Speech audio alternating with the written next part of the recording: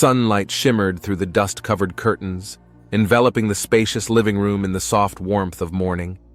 Evelyn Grayson sat on the couch in her old room, drowning in the silence that had become her constant companion over the years. Once, in her youth, she had been the wife of a respected businessman, a socialite, and a fixture in North Carolina's most prestigious circles. Now, in her 50s, her days were spent alone, and her only remaining treasure was her estate, an inheritance from a husband who had left her years before. Evelyn lived a measured and quiet life, spending her days among antique furniture and old paintings. Her farm was rarely visited. Even the servants had long since left, leaving only a couple of loyal employees who did not interfere with her life. In recent years, she rarely appeared in society, relying on memories of the past and withdrawing into her own thoughts. She only went to city receptions out of necessity, both for the sake of propriety and to remind the world that had once forgotten her. And on one such evening, when Evelyn had gathered all her strength to put on an old silk dress and put on the mask of a confident, wealthy lady, she went to the annual charity reception in town. The local society gathered in a restored late 19th century building, where she had long been known and still respected for her name and past services. It was here, among the many rich and well-to-do people, that she had met him, Jason Moore. The evening stretched slowly, and trying to distract herself from the monotonous conversations, Evelyn went to the bar. She saw him at once. A tall, lean young man with dark skin and a confident posture stood behind the bar, mixing drinks with the dexterity of an experienced bartender. His movements were smooth and confident, and his gaze, full of life and fire, caught her eye. Jason seemed unusual in this noisy crowd of people, accustomed to luxury and bored in their idle conversations. She couldn't help herself and approached him, nodding awkwardly in his direction. He met her gaze and smiled briefly, deftly mixing the ingredients for a cocktail. "Good evening, madam," he greeted her with a slight half-smile. "What can I get you?" Evelyn hesitated for a moment. She was struck by his confidence, his calmness, and the way he seemed oblivious to the status and age of his customers. She ordered a glass of champagne and, to her surprise, found herself wanting to continue the conversation. "You have excellent skills, young man," she said as she watched him deftly pour the liquid from one glass to another. "How long have you been bartending?" "Long enough," he answered, still wearing his easy smile. "My name is Jason Moore." He held out his hand to her, and Evelyn felt a firm handshake that felt unexpectedly secure. That simple courtesy brought her back, reminding her how long it had been since she'd experienced such easy companionship without tension or calculation. The evening flew by. Jason paid more attention to her than he should have, talking about his life, his ambitions. Evelyn learned that he was from out of state, had come to North Carolina to find a job and make a living, but he dreamed of more. She found this young man more than just attractive. He had the push and energy that had long since disappeared from her life. In the days that followed, she thought only of him. His voice, his mannerisms, his casual touches were imprinted in her memory. Evelyn herself did not notice how she began to justify to herself the desire to see him again. At first it had seemed like a silly whim, but the more she thought about Jason, the more she felt the growing excitement and thrill. Could he really be interested in her, an older woman? A few weeks later, she found herself back at a reception hosted by a city charity and once again bumped into Jason. They exchanged a few words, and noticing her uncertainty, he smiled softly, inviting her to have a drink with him. So began their strange friendship, and then their affair, hidden from everyone, secret, as it was supposed to be. It was as if Evelyn had returned to her younger years, feeling desirable, important again. She began to lavish Jason with lavish gifts, paying his expenses and buying him expensive gifts. It didn't bother her that he gratefully accepted everything. On the contrary, each gift seemed to her to be another proof of his affection. Jason, however, remained aloof. He accepted her gifts and let her take care of him, but he didn't show genuine affection. Evelyn preferred to turn a blind eye to this coldness, believing she could earn his love over time. She was sure that her wealth and care would bind him, that his youth and strength would be her last comfort in her loneliness. Gradually, Evelyn began to imagine their future, how they would live together on her farm, how he would take over the household, and she would feel young and needed again. Her dreams clouded her mind, fueling her passion and her desire to be everything Jason could want. As time went on, tension grew between them. Jason tried to limit their meetings, citing his busyness and his attempts to start his own business. This began to worry Evelyn. She couldn't understand why he was suddenly distant, and she began to suspect that he was seeing someone else. This fear became more and more obsessive and caused her to have disturbing dreams. Finally, on one of those days, Evelyn called Jason and invited him to dinner at her house. He agreed, but showed up later than promised, looking tired and a little irritated. "Aren't you at all interested in spending time with me?" she asked resentfully when they were alone. "Evelyn, you know very well that I'm not," he replied with a strained smile. "I just have a lot of things to do." She was jealous, though she tried to restrain herself. It seemed to her that he was treating her without proper respect, and that only fueled her fears. She was sure she meant more to him than that, and her money couldn't be the only reason he'd stayed around. Jason, for his part, was starting to get annoyed. He saw in her gaze not just interest, but a threatening fire that frightened him. He realized that his financial dependence on her was becoming a trap, and he was beginning to think about how to break the union that was already weighing on him. But he knew that without her support, his own ambitions were jeopardized. The unpleasant conversation ended in their first real quarrel. Evelyn had reproached Jason for his coldness and indifference, and he'd told her he didn't want to be her plaything anymore. Her words, full of resentment and anger, remained in the air, and that night he left without saying goodbye. That quarrel was the turning point. Evelyn felt horror mixed with unbearable fear, the fear of losing him forever. From that moment on, her love and affection turned into a painful obsession.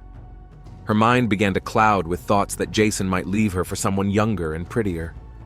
She was gripped by the feeling that she was losing control of her life.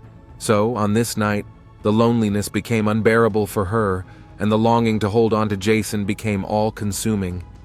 Evelyn hadn't been able to eat or sleep since that fight.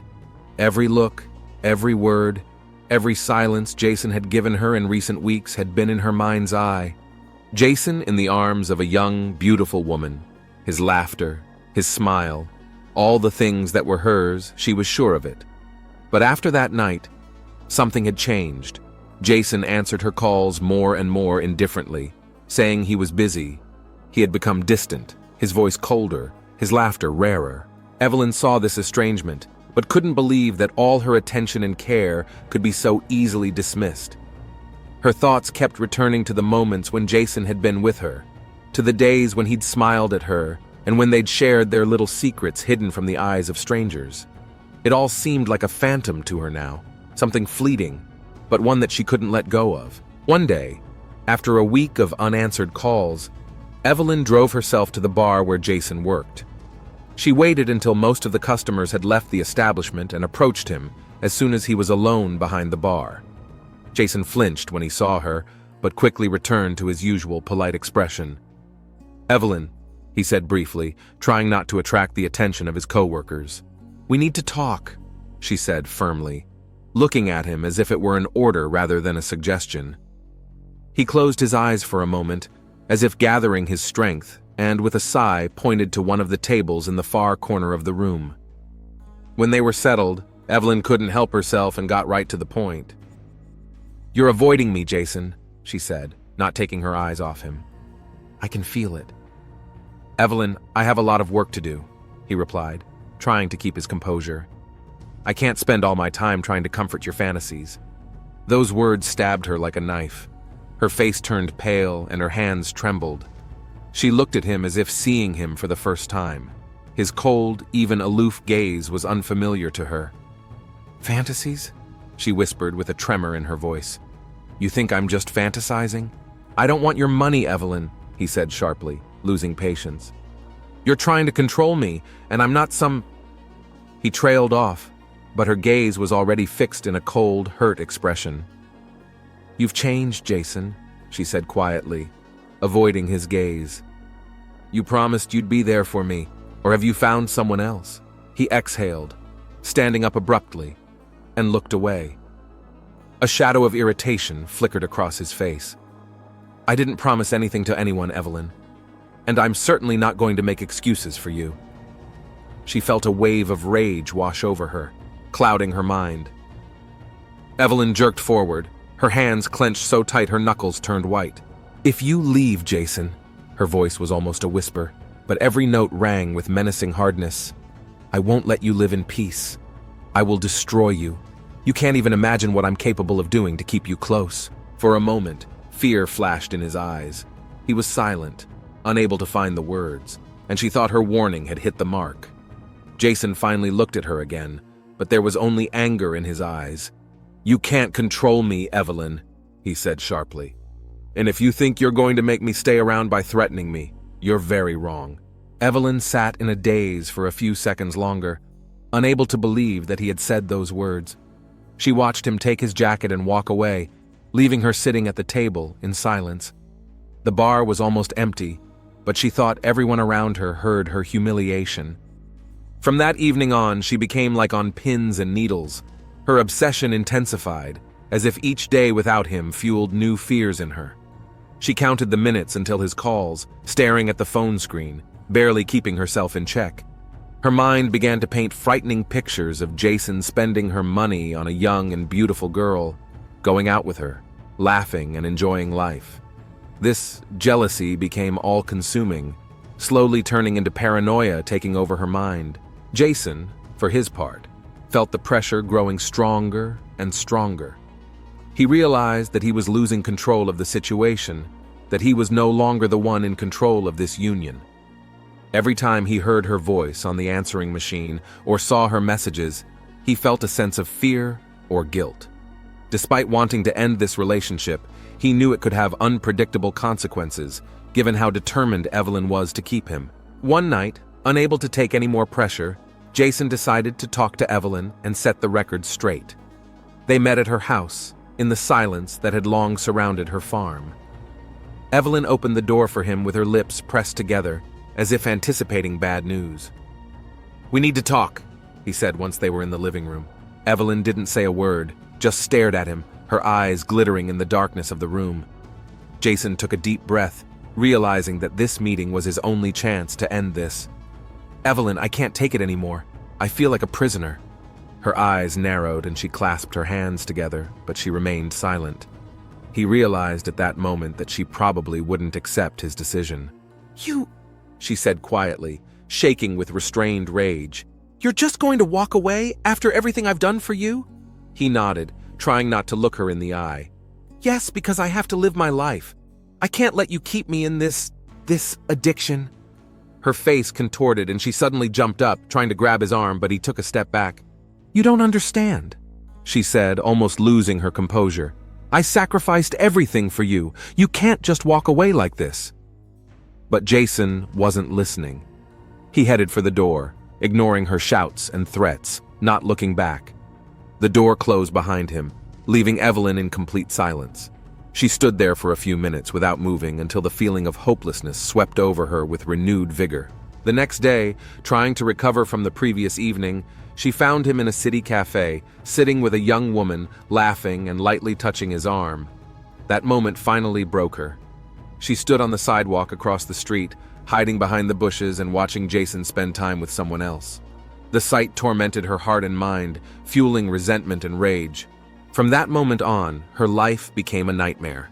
Every night she reviewed his photos, texted him hundreds of times, called him unanswered, and couldn't sleep until she'd gone through all of his social media accounts. She saw his estrangement as a betrayal that she felt deserved revenge.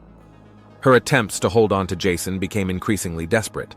She wrote him threats, threatened him with exposure, tried to blackmail him with his past. But all of this only caused him to become even more cold. Soon she realized that simple words no longer worked. Jason was like a fish she'd caught, but one she felt could slip out of her grasp at any moment. It was a particularly quiet early morning on the farm. The air was cold and damp, as it is on the eve of the long fall rains. Evelyn stood at the window, never taking her eyes off the old barn at the back of her property. The barn, built by her great-grandfather, had always seemed a useless relic of the past. But now it had a new purpose. It was her salvation, a hiding place where she could keep Jason, if not by the power of love, then by the power of fear. The plan matured in her mind with frightening speed and clarity. She knew Jason would never agree to stay with her willingly, knowing that captivity awaited him. She thought he just didn't realize that it was for his own good, that her love for him knew no bounds, and that if he couldn't appreciate her kindness, she would make him understand. Jason was surprised by her call, for it had been days since they'd last seen each other, and he'd probably thought that Evelyn had left him alone for a while. Her voice was cold, almost indifferent, but he noticed a strange calmness in it, as if she had accepted their breakup. "Jason," she said with deliberation, "you're right. I'm being too intrusive. We need to set the record straight. Can you come over to my place? We can just talk, I promise, without threats or conflict." Jason was silent for a long time. He'd probably expected everything from her, but not this peaceful tone. Perhaps the thought flashed through his mind that this was a chance to end things peacefully, to finally let both her and himself go. After a moment's hesitation, he agreed, saying he would come back the next day. The next morning, Evelyn met him on the doorstep with a sinking heart. Her hands trembled with tension, and she tried to hide her nervousness under a pretense of warmth. Jason, wary of her behavior, eyed her suspiciously, but to her relief, he stepped inside. "I realize I've made a lot of mistakes," she began, choosing her words carefully. "And I can't blame you for wanting to leave. It's just, I'm asking you for one thing. Could you help me on the farm in the barn?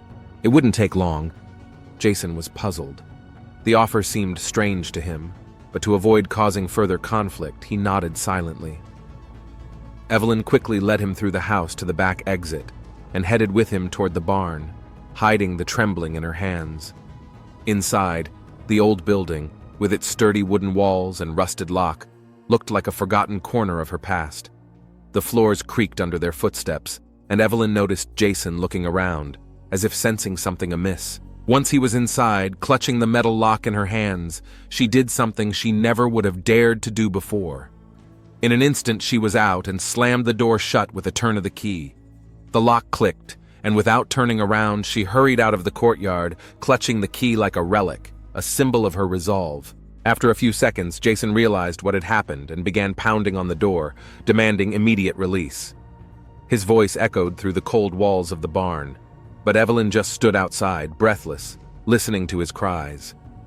Gradually, they fell silent, replaced by pleas and pleas that cut into her ears, but she stood her ground. When there was silence, she finally came to the door. "Jason," she said in an even, cold voice, "this won't take long. I can't let you leave until you realize how important you are to me. This is for your sake. You need to think and calm down." "Evelyn, are you crazy?" he shouted, starting to pound on the door again. "Let me out! Let me out now!" But Evelyn could no longer hear him. She turned and walked toward the house, determined that he would stay there until he realized how much she needed him. She had no doubt he just needed time to realize his mistake and come to terms with it. In her mind, it was a temporary measure, a way to regain his love and devotion. She thought, cared for him, even though it seemed otherwise to him now.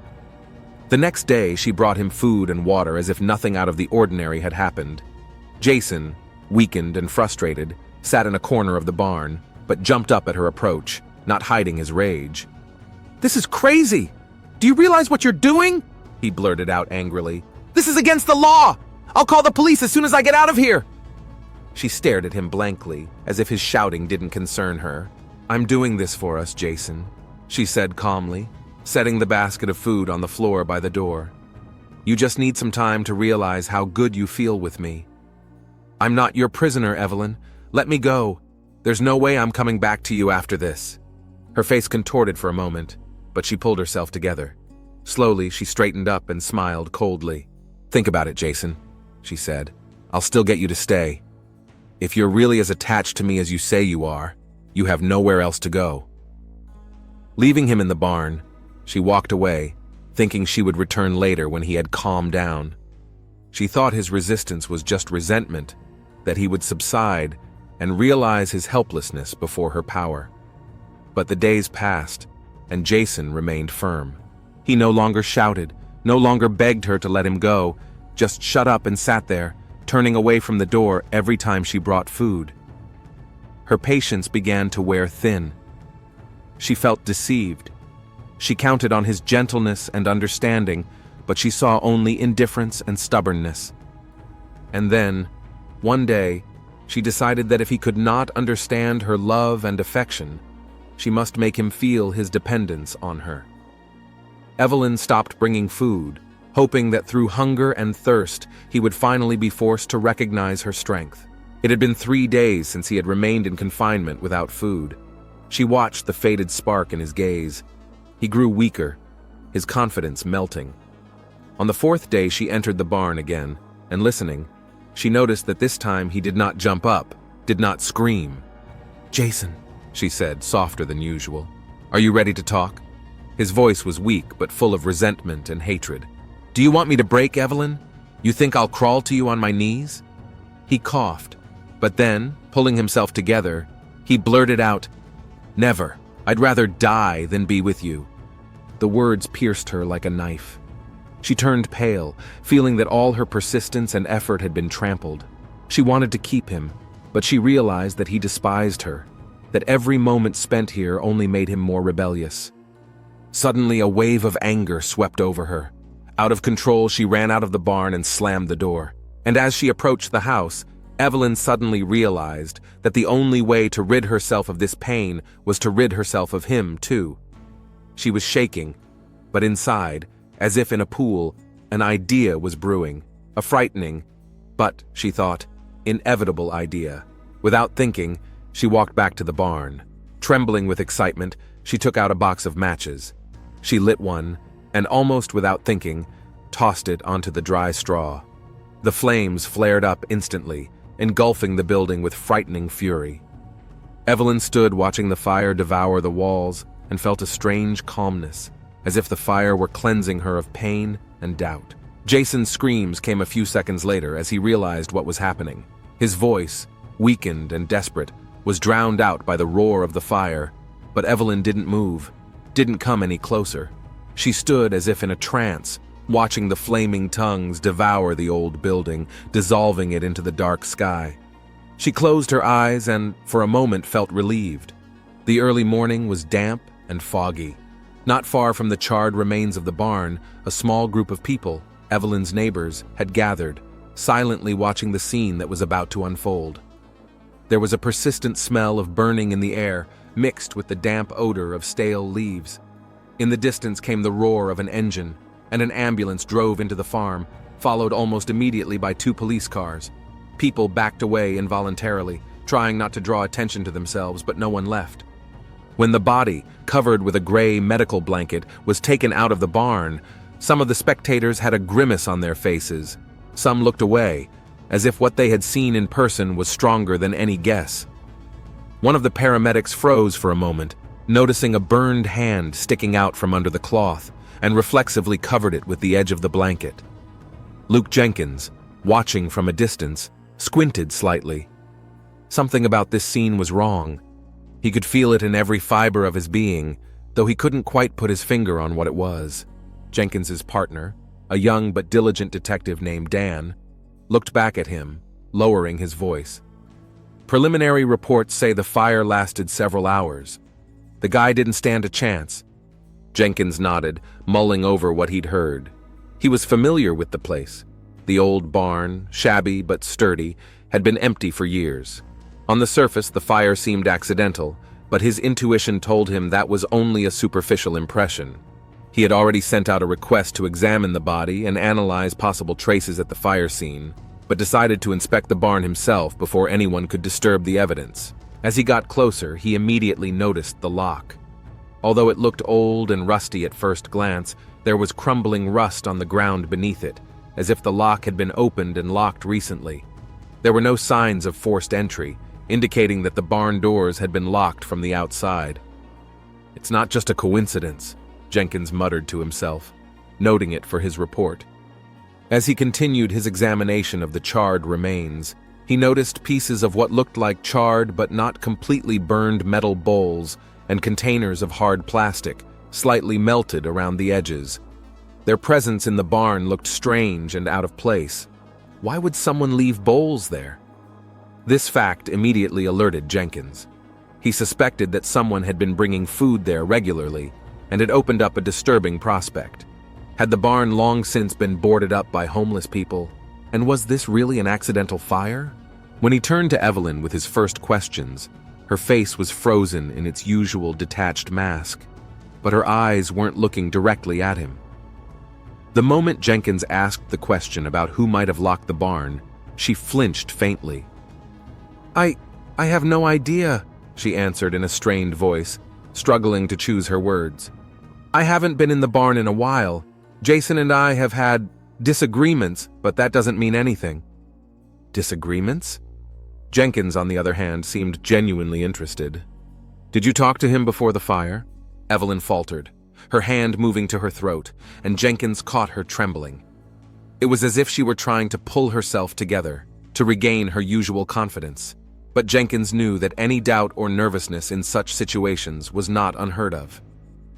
"I was in the house all night," she answered sharply, too quickly and forcefully to sound natural. "I slept. I woke up in the morning when the neighbors told me about the fire." Jenkins's face remained impenetrable. He didn't show that her words had any effect on him, but his gaze remained on her hands, clenching and unclenching, as if Evelyn were afraid of missing something important from her fingers. Immediately after talking to Evelyn, Jenkins received a phone call. Jason's body was identified with dental records provided by his mother, who arrived for the lineup immediately after receiving the news. The body itself was too burned to be able to see facial features, but thanks to the teeth and fillings that were preserved, experts confirmed that it was him. After Jenkins finished examining the scene, he sent the bowls and containers for analysis, and he and Dan went back to the barn. The flames had engulfed the room, but not all the boards had burned to the ground. There were scratches in some places, as if someone inside had tried to reach the lock or otherwise escape. This added new questions to the investigation. A few hours later, the results of analyzing the bowls and containers confirmed that they contained food that had been cooked just a few days ago. This meant that someone, most likely Evelyn, had been bringing food into the barn for Jason. No prints were preserved on the dishes due to the heat of the fire, but that wasn't necessary. The mere fact that fresh food was present said that Jason hadn't been there by accident. Jenkins decided to talk to Evelyn again. He prepared questions, intending to get her to explain what was already obvious. She looked detached and collected when he met her, but her eyes betrayed her inner tension.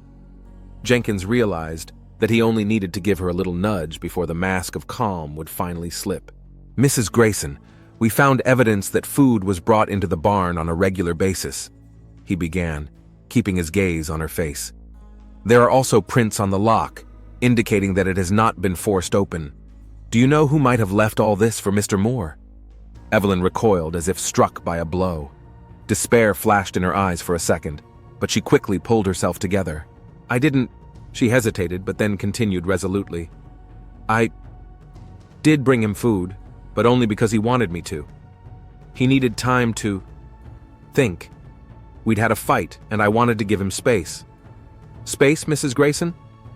Jenkins squinted, sensing she was about to crack. "In a barn with a lock on it? A lock that hadn't been picked, yet locked from the outside?" Evelyn turned pale, her lips pressed into a thin line, and for a moment she looked like a hunted animal. She closed her eyes, her hands shook again. Jenkins saw that she was on the verge.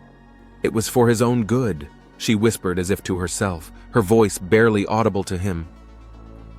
He didn't realize how important he was to me. I just wanted him to stay, to realize that he needed me." Jenkins nodded, tilting his head slightly and letting her speak.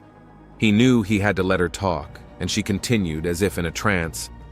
"I thought if he stayed, if he realized he had no other choice..."